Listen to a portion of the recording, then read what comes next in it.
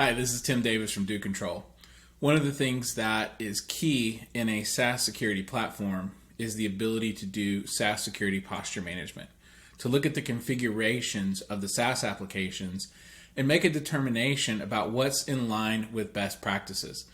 This has to do with administrator configuration and administrator settings as for the most part, and that's certainly a big key within SSPM, just like it is within the sister technology of cloud security posture management.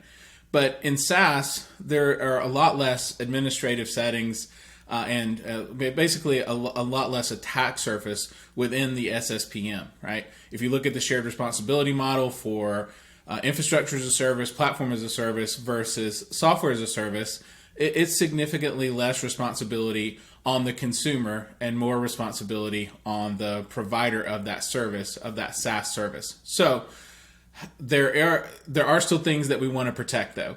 There are still things that we want to look for, and one of those things might be that we want to understand how users are interacting with SaaS applications. The power of SaaS is that they're accessible from anywhere with an internet connection, but that can also be a liability and represent a threat vector for people who want to make sure that their users are only coming from locations that they trust and that they understand. So to take a look at this particular use case, we're going to leverage a DoControl playbook. Now, within our workflows, we have playbooks built around all of our key use cases, and you can divide these up by apps or by the different use cases. And these are here to help get you started and to help you be able to launch and get going using the platform to help secure your SaaS. So we're going to look at an ITSM based workflow. In this case, it's around Slack. So we'll look for if a login occurs from to Slack via a non-trusted IP. If that happens, then we'll go do a geolocation on that IP address, and then we'll create a notification in security operations that lets the security team know that, hey, this user has logged in from non-trusted IP and from the location that looks suspicious. And in this case, we're just doing a notification, of course.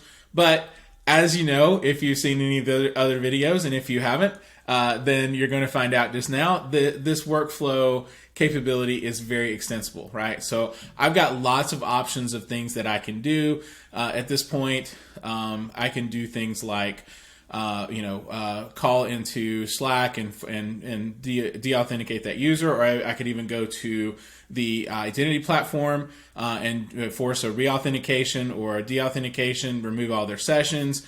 I've got lots of options of things that I can do at this point from a remediation perspective. Furthermore, I can automate that remediation so that it happens right away, or I can do things like decisions, right? So now I can, reach out to that user. Hey, we see you logged in from here. Can you confirm that this is your current location? Or I can, at this point, also send that decision to the IT staff to say, okay, hey, do you want to take this remediation action, right? So I can give these options in a email or a Slack message to the information security team, and then give them the ability to choose with just a click, what actions they want to take. Create an incident response ticket. Again, sky's the limit. Options are abound and only limited basically by your imagination of the types of things you can automate here in response to an incident such as this. So very powerful workflow, helps protect your SaaS applications from unauthorized access. Thanks for watching.